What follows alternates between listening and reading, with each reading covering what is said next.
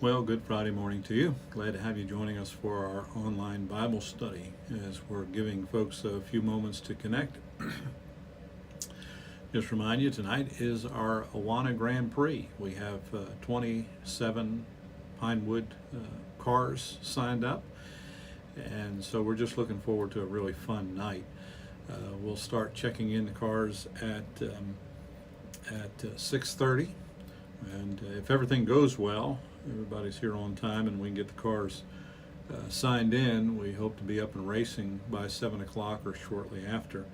And just looking forward to it. Just an exciting night. I know the kids are excited about it, and I think the adults have a pretty good time with it as well. And then, like I say, yeah, we're just really excited about that. All right, well, we're in Galatians chapter 4. Galatians chapter 4, and we're going to complete the section that covers verses 21 through 31. And Paul has kind of shifted his illustration, still talking about Abraham, but more directly talking about his wife Sarah, and then Sarah's handmaid Hagar, by which he conceived a son as well. And we gave a little bit of the background of that history. And he uses those two women as an illustration between being a slave under the law and being free under grace. And of course, Hagar represents that bondage of the law. She was a slave. They had acquired her when they were in Egypt.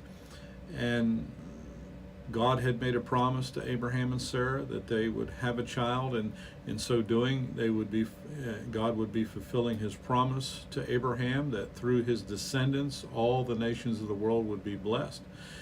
But as they got physically older, they began to, I think, panic, realizing they would soon become beyond physical procreation. But that wasn't a problem for God.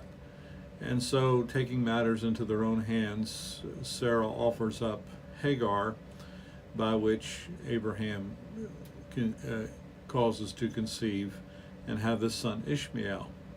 Now later on, God would fulfill his promise long after Abraham and Sarah were beyond physical procreation, but it was a miracle child, and that was Isaac, and that's what God had intended all along.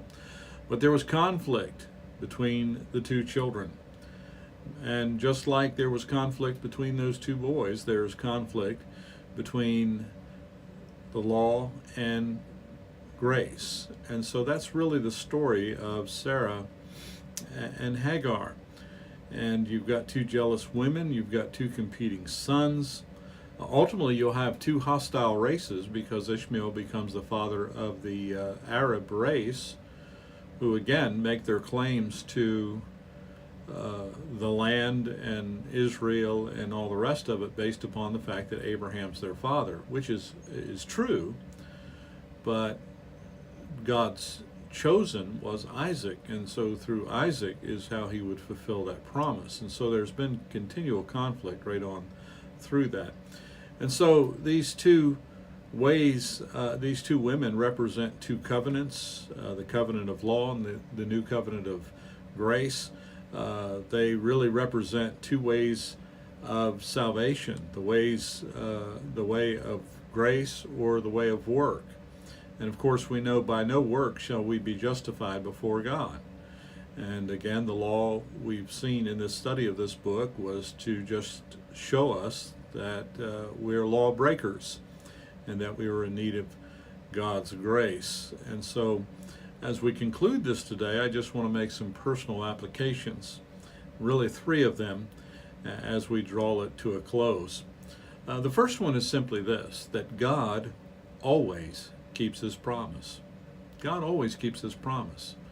You know, even in our best intentions, I know as parents and now as a grandparent, we make promises, and sometimes we have to break those promises. Oh, it may not be our fault. It may be the changing circumstances, because we can't see the future and we're not omniscients, and we may have made some promises based upon the immediate information that we had or the anticipation of how things would work out. but then they don't, and we have to break our promise. And you know, that's a tough thing to do. And so I've always been very careful about making promises. But even with that, sometimes you have to break them. But God always keeps his promises. I mean, he's making his promises based upon his foreknowledge, based upon his omniscience. He's all-knowing.